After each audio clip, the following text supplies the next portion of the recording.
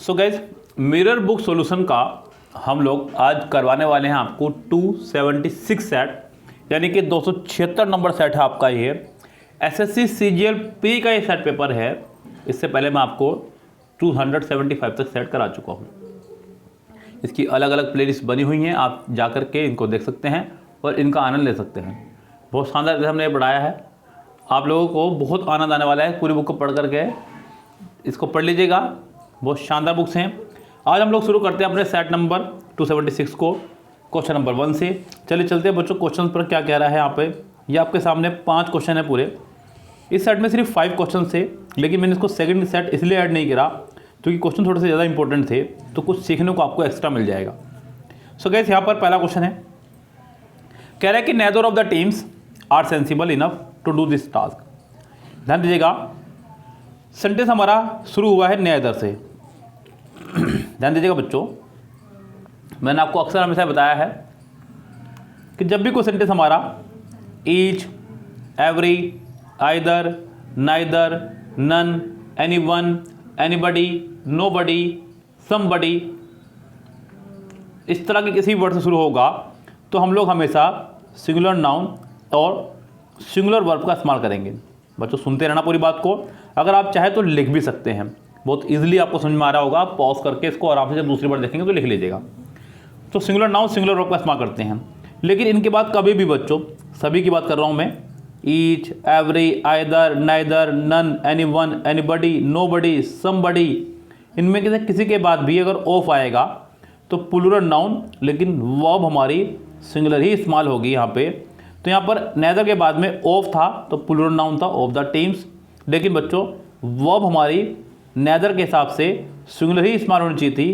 तो यहाँ पे आर नहीं, हमारा इज का यूज़ होना चाहिए था। मैंने आपको हमेशा कहा है किसी भी सेंटेंस में प्रपोजिशन के बाद वाले पार्ट को हम लोग कुछ भी नहीं मानते हैं। तो यहाँ पर प्रपोजिशन के बाद वाला पार्ट हमारा कुछ नहीं है, यहाँ वैल्यू है सिर्फ उससे पहले वाले पार्ट की, जो कि आपके नेदर, और नेदर के हिसाब से यहाँ पे वर्ब की फर्स्ट फॉर्म आनी चाहिए थी, सॉरी सिंगुलर वर्ब आनी चाहिए थी।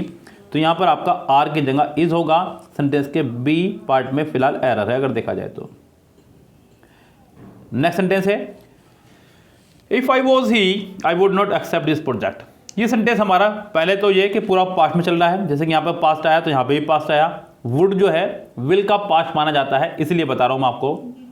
जब कोई ऐसी इच्छा जो ना तो पूरी हुई और ना ही पूरी होगी, इस कंडीशन में हम लोग इफ के बाद में सब्जेक्ट प्लस वर्ब का इस्तेमाल करते हैं। If plus subject plus verb plus noun.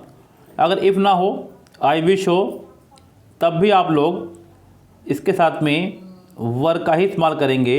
यानी कि जब कोई ऐसी इच्छा जो ना तो पूरी हुई और ना ही पूरी होगी, इफ, एज इफ और आई विश, इनके साथ में बच्चों ध्यान रखना, if, as if, I wish, तीनों के साथ में हम लोग वर्ब का इस्तेमाल करेंगे।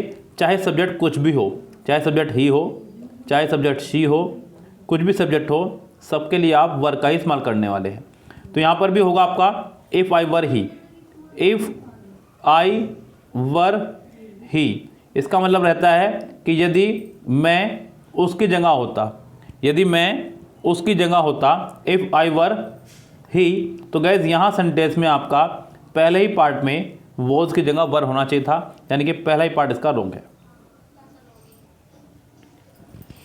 सेंटेंस नंबर नेक्स्ट देखिएगा, कह रहा है कि the teacher advised to the student to borrow a book from the library within 3 days। तो बच्चों यहाँ पे आप लोगों ने अक्सर डायरेक्ट इनडायरेक्ट बनाए होंगे, कभी 10वीं में, 12वीं में, और कंपटीशन लेवल अगर आप पढ़ रहे हैं और आपने डायरेक्ट इनडायरेक्ट एक की प्रैक्टिस नहीं की है, खासकर तब जब आप लोग एसएससी स्टेनो की तैयारी कर रहे हो, जब आप लोग एसएससी सीपीओ की तैयारी कर रहे हो, जब आप लोग एसएससी सीजीएल की तैयारी कर रहे हो। ऐसे में बच्चों ध्यान रखना बहुत ज़रूरी है, क्योंकि स्टेनो में पूरे 10 मार्क्स के आपके जाने हैं, सीजीएल और सीपीओ में आपके ये अच्छे खासे 20 से 25 मार्क्स तक के आने हैं। तो गैस इसका बहुत बड़ा रोल है, इंपॉर्टेंट रोल है, इसलिए मैं आपको बता रहा हूँ। बच्चों डायरेक्ट इनडायरेक्ट में हम लोग पढ़ते हैं कि सैड टू को हटा करके हम लोग वहाँ पर कभी टोल्ड, कभी आस्क, कभी एडवाइज्ड, याद होगा बच्चों आपको, कभी सजेस्टेड, कभी रिक्वेस्टेड, कभी ऑर्डर्ड, कभी फॉरबिड, इस तरह शब्दों का इस्तेमाल करते हैं। तो बच्चों ये टू को हटाने के लिए ही किया जा रहा है काम, अगर देखा जाए तो टू को हटाने के लिए ही ये काम किया जाता है, लेकिन उसके बावजूद आप फिर भी टू लगा रहे हैं यहाँ पे, तो ये रॉन्ग है आपका। द टीचर एडवाइज्ड टू आपका नहीं होगा, यहाँ पर द टीचर एडवाइज्ड होगा ओनली, टू का इस्तेमाल यहाँ नहीं होगा, क्योंकि इस टू को हटाने के लिए ये सारी जद्दोजहद की जा रही है। The teacher advise the student, इस सेंटेंस के पहले ही पार्ट में आपके एरर है, टू आपका नहीं आएगा, ये ध्यान रखिएगा। ओके गाइस, तो सेंटेंस के फर्स्ट पार्ट में ही हमें एरर दी गई है। The teacher advise the student to borrow, अब यहाँ पर टू आएगा क्योंकि सेंटेंस हमारा इम्पेरेटिव रहा है। क्या है बच्चों? इम्पेरेटिव सेंटेंस है। इम्पेरेटिव सेंटेंस को हम लोग टू प्लस वर्ब की फर्स्ट फॉर्म से कनेक्ट करते हैं, जो कि किया गया है। तो यहाँ सेंटेंस में फिलहाल तो एरर पहले पार्ट में ही है, लेकिन बाकी सब कुछ ठीक है यहाँ पे। चलिए आगे बढ़ते हैं बच्चों। I insisted on his going there immediately. बच्चों पहली बात तो ये कि इंसिस्ट का मतलब होता है किसी बात पर जोर देना, किसी बात पर जोर देना हम लोग इस्तेमाल करते हैं इंसिस्ट का। दूसरी बात, इंसिस्ट के साथ में ऑन हमेशा आया करता है, इंसिस्ट ऑन। फिर साथ में कोई पॉजेसिव केस, इंसिस्ट के साथ में कोई पॉजेसिव केस, और साथ में आपका फिर जीरंड आया करता है, जो कि उसने सब कुछ दिया आपको। इंसिस्ट है, ऑन है, पॉजेसिव केस है, जीरंड है, जो सब आपको चाहिए था वो सब कुछ इसके अंदर अवेलेबल है ऑलरेडी। तो यहाँ सेंटेंस में ऐसी कोई रिक्वायरमेंट नहीं है कि आपको ज़रूरत हो उसने ना दी हो, यानी कि सेंटेंस हमारा पूरी तरह से करेक्ट है। इस सेंटेंस में कोई एरर नहीं है। I insisted on his going there immediately.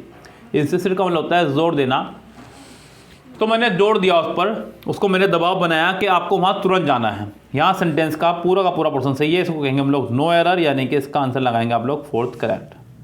आगे बढ़ते हैं गाइस, क्या कह रहा है सेंटेंस नंबर लास्ट है। We have been knowing each other since we were children. पहली बात तो ये बच्चों यहाँ पे सिंस हमारा यहाँ पे एक एज ए कंजक्शन काम कर रहा है। मैं आपको बता दूँ, सिंस यहाँ पर हमारा एज ए कंजक्शन काम कर रहा है, क्योंकि बहुत सारी चीज़ें ऐसी हैं जो हमें पता होनी चाहिए। सिंस हमारा प्रपोजिशन भी है और कंजक्शन भी। क्यों पता होना चाहिए, जरा आज समझ लीजिएगा इस बात को। सिंस हमारा प्रपोजिशन भी है और कंजक्शन भी। अगर इसके सिर्फ एक तरफ वर्ब होती, दूसरी तरफ वर्ब ना होती, तब ये प्रपोजिशन था, और अगर दोनों तरफ वर्ब है तो ये कंजक्शन है, because conjunction is the word which connect the sentences. Conjunction वो शब्द है जो सेंटेंसेस को कनेक्ट करते हैं। तो यहाँ पर कंजक्शन की तरह काम कर रहा है सिंस, इसके बाद भी वर्ब है, इसके पहले भी वर्ब है, दोनों तरफ वर्ब है, इसका मतलब ये कंजक्शन है। अब चलिए शुरू करते हैं बात को अपनी। सेंटेंस में कह रहा है कि we have been knowing each other. अगर मैं आपको बताऊं बच्चों, तो आप लोगों ने हमारा एक चैप्टर पढ़ा होगा प्रेजेंट इंडेफिनिट के नाम से। अगर नहीं पढ़ा हो तो अभी जाके सर्च कर लीजिएगा, present indefinite by Saurabh Jain sir. अगर आप लोग बिल्कुल सच में ही इंग्लिश सीखना चाह रहे हैं तो स्पेलिंग से डालना है, इसलिए मैं यहाँ पे सौरभ जैन लिख रहा हूँ अपने। इसके आपके 2 लेक्चर निकल के आएंगे। सबसे लेटेस्ट वाला लेक्चर देखेगा, क्योंकि पुराना लेक्चर बहुत पुराना था, उसमें माइक वाइक की सुविधा हमारे पास उपलब्ध नहीं थी। प्रेजेंट इंडेफिनिट लेक्चर देखिएगा। ऐसी बहुत सारी वर्ब्स हैं बच्चों जिनको हम लोग प्रेजेंट इंडेफिनिट में ही इस्तेमाल करते हैं, यानी कि उनका प्रेजेंट कंटिन्यूअस नहीं बनता है, यानी कि उन वर्ब्स की आईएनजी फॉर्म होती ही नहीं है दुनिया में। जैसे कि आपकी see, look, watch, feel, hate, love, like, dislike, seem, appear, remember, recognise, believe, think, know, want, hate, mean, adore, admire, hear, listen. ये दुनिया भर के बच्चों, कितनी सुनोगे आप, जितनी कहोगे उतनी लिखवा दूंगा, लेकिन आप लोग जाके प्रेजेंट इंडेफिनिट देख लीजिएगा, वहाँ आपको पूरा क्लियर हो जाएगा किन वर्ब्स की आईएनजी नहीं होती है और उन सेंटेंस को हम लोग कैसे बनाया करते हैं। तो जिन वर्ब्स की आईएनजी फॉर्म नहीं होती, जैसे कि उनमें से आपका नो भी है, नो की आईएनजी फॉर्म नहीं होती है, तो उन सेंटेंस को हम या तो सिंपल प्रेजेंट बनाते हैं। सिंपल प्रेजेंट से मतलब प्रेजेंट इंडेफिनिट, बिल्कुल वर्ब की फर्स्ट फॉर्म सिंपल प्रेजेंट, यानी कि वर्ब की फर्स्ट फॉर्म या उसमें एस या ईएस, या फिर हम उनको बनाते हैं परफेक्ट। परफेक्ट क्यों बच्चों, यहाँ ध्यान दीजिएगा, क्योंकि सेंटेंस हमारा सिंस से कनेक्ट हुआ है। जब सेंटेंस हमारा सिंस से, किससे बच्चों, सिंस से, या फिर बिफोर से, या फिर बाय द टाइम से, किससे बच्चों, बाय द टाइम से कनेक्टेड होता है, तो उसके पहले वाला बनता है परफेक्ट में और बाद वाला बनता है सिंपल पास्ट में। तो यहाँ पर सिंपल पास्ट बनेगा, सिंपल परफेक्ट बना सेंटेंस हमारा बनेगा we have known, we have known each other since we were children। Yes guys, तो सेंटेंस में यहाँ पहले ही पार्ट में एरर है। हालांकि आपको एग्जाम में तो सिर्फ एरर निकाल कर आनी है। आपको दिखा नोविंग, तो आपके हिसाब से गलती है, आपको ज़्यादा यहाँ पर बहस नहीं करनी है। आपको दिख रहा है नोविंग, सीधा गलती है, बात खत्म। यस, एग्जाम करेक्ट करना है, मास्टर नहीं बनना है, बहुत इजीली आप लोग एग्जाम इसको करेक्ट कर जाएंगे। ओके गाइज, तो ये थे आपके आज के 5 सेंटेंस एग्जाम में आए हुए, बहुत शानदार सेंटेंस थे। कल हम लेते हैं आपसे नेक्स्ट सेट के साथ में, और आप लोग लगातार देखते रहिएगा इस तरह से वीडियोस को। जाकर के दोनों प्लेलिस्ट देख लीजिएगा हमारी मिरर की। एक प्लेलिस्ट में आपको स्टार्टिंग सेट मिलेंगे और दूसरी प्लेलिस्ट में आपको 164 से एंडिंग तक के। ओके गाइस, तो फिलहाल चलते हैं, लेते हैं आपसे विदा। Goodbye, have a nice day.